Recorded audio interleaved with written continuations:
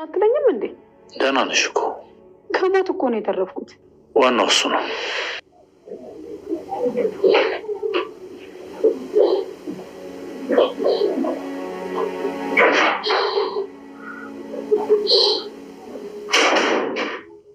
እስኪ አትከታተዩ፣ እሱ እኮ ልጅ ነው።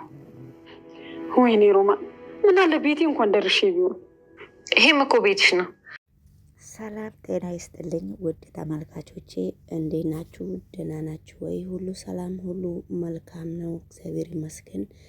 እኔ በጣም ደህና ነኝ። ዛሬም ይዤላችሁ የመጣሁት እድላይት ድራማ ነው ይዤላችሁ የመጣሁት። እንግዲህ እድላይት ታማ እግሯን ታኝታ ነበረ።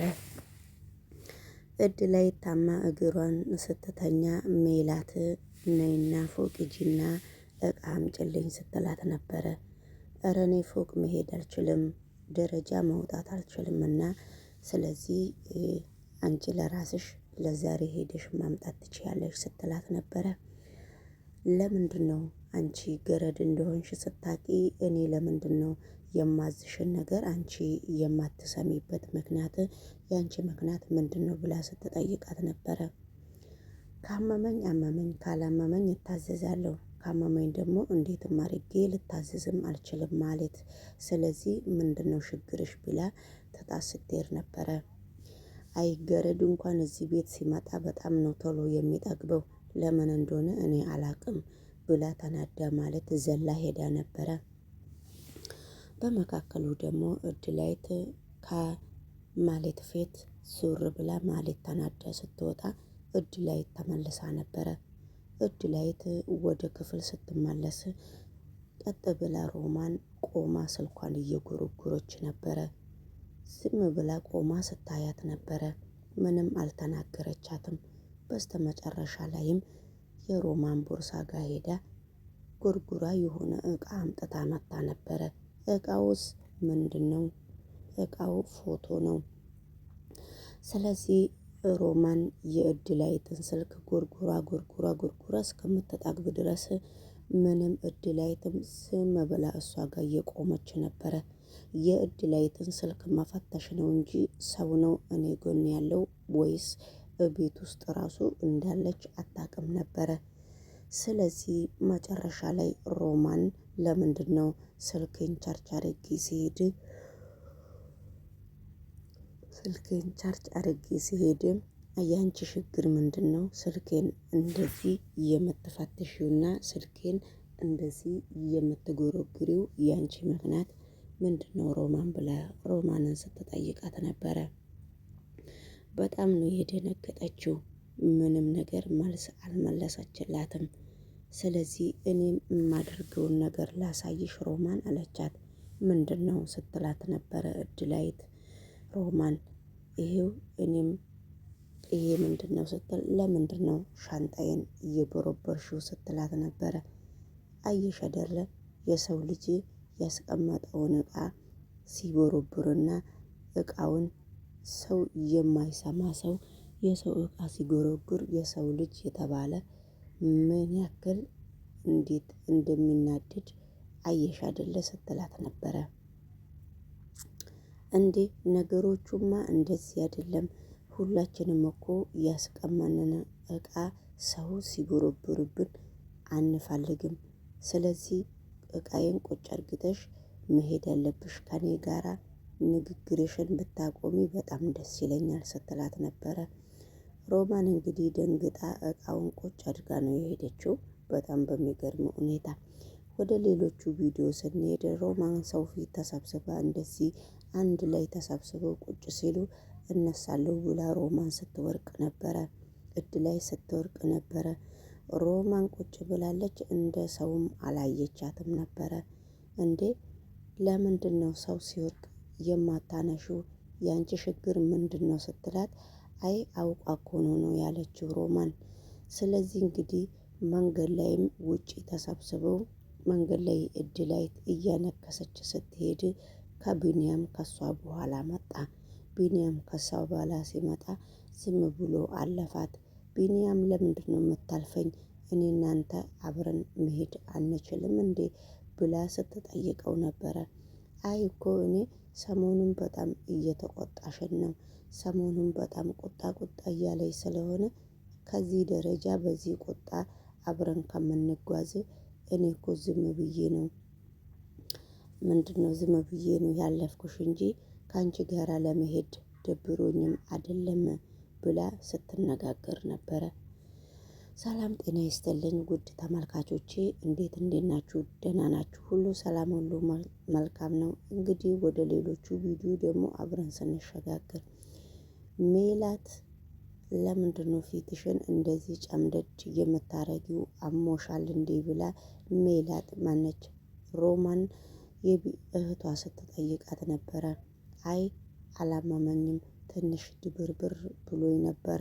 ነገሩ ግን ለምንድን ነው የደበረሽም ብዬ ልጠይቅሽም አልችልም። ግን ምን እንደሆንሽ የሆነ ችግር ካጋጠመሽ እኔ ሐኪም ቤት ልወስድሽ እሞክራለሁ ንገሪኝ ብላ ስትጠይቃት ነበረ እናቷን እህቷን። አይ አላመመኝም ስትላት ነበረ። ያመማትማ እድላዊትና ቢኒያም አብረው ሲሄዱና አብረው ሲጫወቱና የፊታቸውን ፈገግታ ከነሱ ጋራ ስታይ ነው እንጂ ሮማን ምንም ነገር አንዲት ነገር የሆነችው ነገር የለም ማለት ነው። ወደ ሌሎቹ ቪዲዮ ደግሞ አብረን ስንሸጋግርና አብረን ስናይ እንግዲህ እድላዊት ትምህርት ቤቱን ለመግባት ዝግጁ ሆናለች። ግን የእድላዊት አለቃ ምን ነው እድላዊት እንደዚህ ዝም የምትዩ የአንቺ ችግር ምንድን ነው ብላ እድላዊትን ስትጠይቃት ነበረ። እኔ እንደዚህ ዝም የምለው ለሌላ ነገር አይደለም፣ እናቴ ትንሽ ስለናፈቀችኝ ነው። እናትሽ ስለናፈቀችሽ ነው እንደዚህ ዝም የምትዩ ብላ ስትጠይቃት ነበረ። አዎ ብላ እሷም ስትመለሰላት ነበረ። እኔ እምልሽ ሁሌ ስለ እናትሽ ነው የምታወሪውና እኔ አንድ ቀንም ከአንቺ ጋራ ስለ አባትሽ አውርቼ አላቅምና አባትሽስ እንዴት ነው ብላ ስትጠይቀው ነበረ። እኔ ስለ አባቴ ምንም ነገር አንቺን ጠይቄ አላቅም፣ አንቺም ደግሞ ነግረሽኝም ስለማታቂ ስለ አባቴ። ነገር ግን አባቴ እኔ አላቀውም፣ አባቴ በህይወት እንደሌለ ነው የምነግርሽ ብላ እንግዲህ እድላዊት ስትናገር ነበረ። አይ እኔ እንደዚህ አልመሰለኝም፣ ለዚህ አነጋገሬ ግን ይቅርታ አድርግልኝ። ለማንኛውም ትምህርት ቤትሽን ተመስግበሻል አይደለ እንዴ ብላ ስትጠይቃት ነበረ። ትምህርት ቤቱንማ ተመስግቤያለሁ እግዚአብሔር ይመስገን ስትላት ነበረ። በመካከሉ ሜላት በር ተንኳኳ፣ ሂጂና በር ክፈቺ ብላት ነበረ። በስማም ሮማን እንግዲህ እድላዊትን በጣም ጥምድ አርግታታለች። በዛ ሰበብ እሷ ስትወጣ ነው በር ክፈቺ ብላ እሷ በር ተንኳኳ በር ክፈቺ ብላ ስትልካት ነው። በዛ ሰበብ ነው እንግዲህ ያምሻል ወይ ካመመሽ ሆስፒታል ልውሰድሽ ያለቻት። እሷ ግን ለምንድን ነው እድላዊትን እንደዚህ የጠመደቻት? እድላዊትን የጠመደችባት ምክንያት በፍጹም ልናቅና በፍጹም ልናቅ አልቻልምና። ስለዚህ እንግዲህ የዞሮ ዞሮ ቢንያምም አሳዳጊ እናቱና አክስቱ አብረው ሲያወሩ በጣም ነው የሚደብረው፣ በጣም ነው የሚጠላው ማለት ነውና። ስለዚህ እነሱ እያወሩ እያለ ተነስቶ ነው ወደ ክፍል የገባውና በጣም ነው አክስቱን ከሚገባ በላይ አክስቱን ሲያይ የሚደብረውና ምክንያቱም የምታደርገው ነገር በጣም ጥሩ አይደለም ማለት ነው። ጭራሽ አንድ ላይ ቁጭ ብለውም ሲነጋገሩ ነበረ። አንድ ላይ ቁጭ ብለው ሲነጋገሩም በፍጹም ቢንያም እንደ እናትም እኔ እኮ እናትህ ነኝ ቢንያም፣ ምንድን ነው ያረኩህ? ያጠፋ ሰውም እኮ እንደሚታረቅና ያጠፋ ሰው ምንም እኮ እንደዚሁ እንደተጠላላ አይኖርም። እናትህ እኮ ነኝ፣ ለምንድን ነው እንደዚህ የምትጠላኝ? ያንተ ችግር ምንድን ነው? የሰው ልጅ ሰው ሆኖ የሰው ልጅ ሰው ሆኖ የማያጠፋ ሰው የለም። አጥፍቻለሁ ብዬ እኮ ስንት ጊዜ ተናግሬያለሁ። ቢኒያም በጣም እኮ ነው የምትጠላኝ። ለዚህ ያክል ደረጃ ለምንድን ነው የምትጠላኝ ብላ ቢኒያምን ስትለምነው ነበረ። ቢኒያም ግን በፍጹም ዓይንሽን የእናቱን ዓይን ለማየት በጣም ነው የሚደብረውና ለምን እንደሆነ ባናቅም እንግዲህ እዚህ ጋር ነው እድላዊትን ትምህርት ቤትሽን አትገቢም ወይ ትገቢያለሽ ወይ ተመስግበሻል እግዚአብሔር ይመስገን ምናምን ብላ ስታነጋግራት ሂጂና በሩን ክፈቺ ያለቻትና እድላዊት ደግሞ ለምንድን ነው የታመመችው? ለምንድን ነው የምታነክሰው? የእድላዊት ችግር ምን ሆና ነው? ምን ችግር አጋጥማት ነው? ስለ ሌሎቹ ነገር ነው እንጂ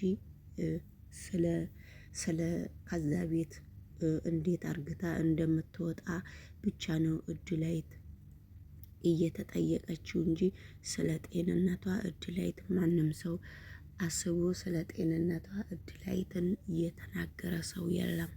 ምክንያቱስ ምንድነው? ለምንድነው እንደዚህ የሆነው? እድላዊት ለምንድነው እንደዚህ የተናቀችው? የእሷ ችግርስ ምንድነው? ስለዚህ ለምንድነው ስለ ጤንነቷ ቤተሰቧም ቱቱ ድራማ ላይ ምንም ነገር እድላዊት ያለችበት ቦታ አልተመቻትም። እድላዊት ያለችበት ቦታ ቢመቻት ኖሮ ትመጣ ነበረ ብለው እዛ ድራማ ላይም እያወሩ ነበረና እንግዲህ ውድ ተመልካቾቼ እናትና ልጅም እንደዚህ ሲጠማመዱ በሴቶቹ ላይ ጥሩ አይደለምና ማነች እቺ ሮማ ከነሱ መካከል ብትወጣ ማለትም የራሷን ህይወት ብትፈልግ እኔ በጣም ደስ ይለኛል። እናንተስ እዚህ አስተያየት ላይ ምንድነው የምትሉት ነው? እዚህ ላይ ምንድነው? በጣም በሚገርምና በሚያሳዝን ሁኔታ ላይ ነው አሁን ሴቶቹ ያሉት። እኔ ከዚህ አስተያየት ውስጥ ለምንድነው የማይወጡት ነው የኔ ትልቁ ጥያቄ። ችግራቸው ምንድነው ነው? ሴቶቹ ለምንድነው የሚጣሉት? ሴቶቹ ለዚህ ደረጃ ያደረሳቸውስ ምንድነው ነው? ለምንድነው እንደዚህ የሚባሉት? እድላዊት ወርቃ እንኳን ዞር ብሎ ያያት ሰው የለም። ለምንድነው እንደዚህ የሆነው ነው? ነገሩ ምንድነው? የሰው ልጅ ሰው ቤት መስራትና እንግዲህ ሰው ቤት ወንድ ያለውን ሰው ማፍቀር ፍቅር የእግዚአብሔር ስለሆነ ይሄ ምን ችግር ነው የሚያመጣባቸውና ነው እንደዚህ የተጨናነቁት? ሁሉም በጣም ኃይለኛ ችግር ላይ ያሉ ነው የሚመስሉትና ለምንድነው እንደዚህ ያደረጉትስ? ለምንድነው እንደዚህ የሚሆነው? እድላዊት ላይ ስለ እድላዊት ጤንነት ምንም ነገር ጎበዝ ነች እንጂ ምንም ነገር ማንም ሰው ሊያሳስበው አልቻለም ነው የኔ ትልቁና ትልቁ ጥያቄ። የሰው ልጅ ደግሞ ምንድነው ስራ ብቻ ሳይሆን የሰው ማንነትም መታወቅ አለበት። ጥልት ያውቃሉ ብለሽ ነው? መሯ ስትጠፋ ሁሉም ይረሳታል። እንግዲህ ቁርጥሽን ወቂ፣ አይረሷት። ምክንያቱም እሷ መቼም ከዚህ ቤት አትወጣም። እንዴት ነው እንደዚህ እርግጠኛ ሆነሽ የምታወሩ? የልጅቷ ሁኔታ ያስታውቃል። አንቺን ማሸነፍና ብቻዋን ንግስት መሆን ነው የምትፈልገው።